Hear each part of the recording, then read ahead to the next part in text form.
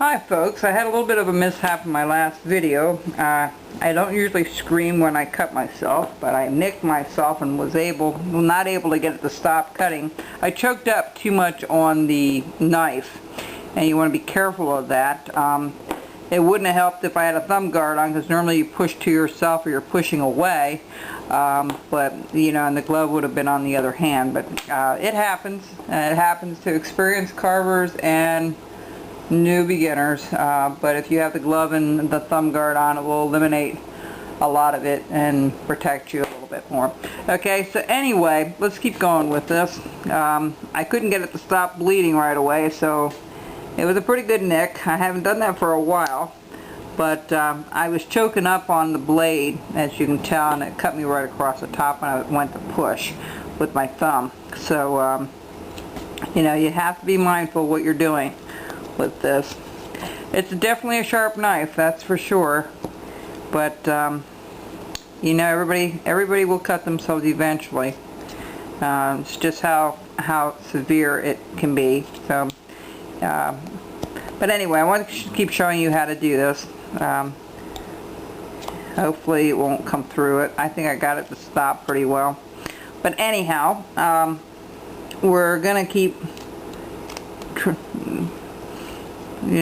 working at getting this all trimmed up. And that in the middle is really hard to clean up. You know, you really do need a sharp knife for that. There we go. Yeah, if I cut myself, I'll let you know. You know, I think in the 3 years, I think I only did it once or, well, maybe twice online. But again, not terrible. That is one of the hazards of working with a knife, no matter how careful you can be. But you know, learning to control your knife is the most important aspect of carving.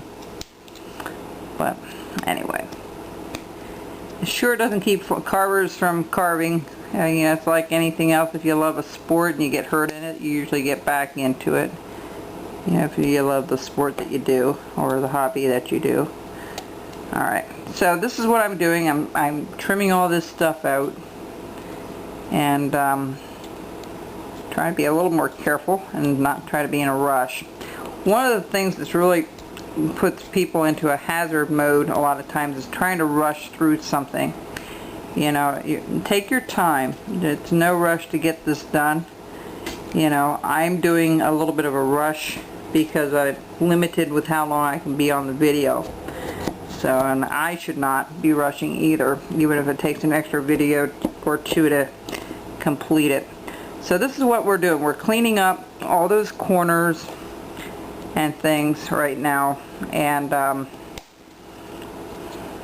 you know, I'm just trying to clean things up a little bit as we go.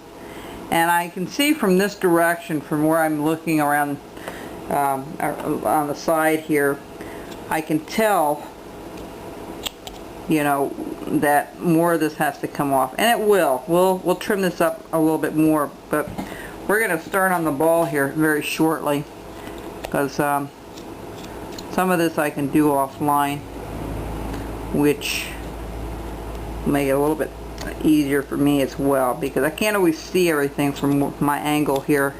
That's one of the dilemmas of doing my videos. It's kind of tough sometimes to know and to be able to see everything. We had a great class yesterday. I really enjoyed it. It was my first class with the here in the studio, in a camper studio, and I was just so delighted. So I feel really blessed, folks. Really blessed to be able to have something come full circle anyway. You know, all the looking and searching for what I was looking for, I don't think I could have looked for anything better or found anything as nice as this. So without spending oodles and oodles of money, and you know, it was reasonable for what I was willing to spend, and God is good.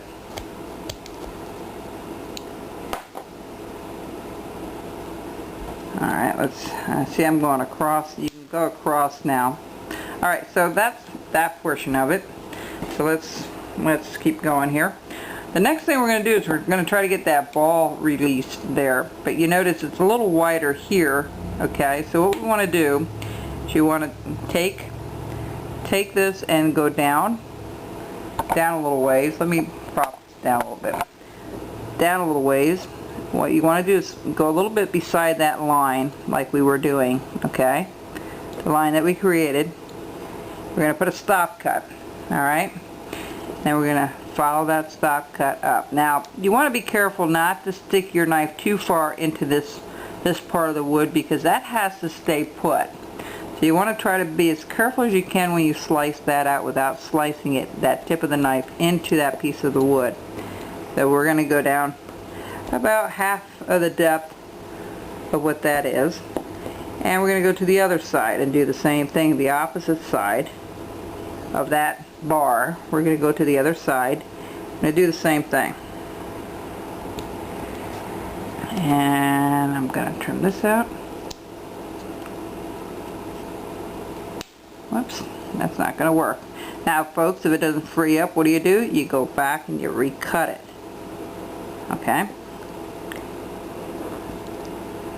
And follow that out. There you go. And we're going to do all 4 pillars this way.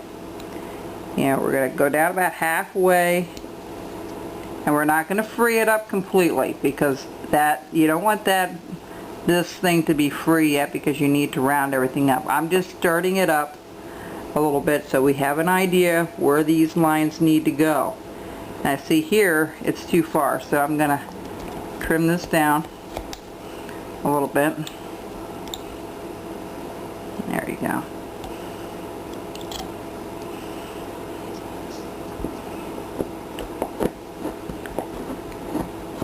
One thing, when you cut yourself, you can use that liquid Band-Aid, but man, it hurts like heck getting that stuff in there. It stings when you put it in. But that is a good way of taking care of a cut too. If it's not too deep, you have to read the directions and follow the directions on it. But I know some of us carvers carry that around with us, so we can keep carving without a Band-Aid. I didn't really have any of that here anymore. I don't always carry it with me. But, alright, we'll be back, and I'll continue on the ball to show you what else you need to do. Okay, we'll be right back.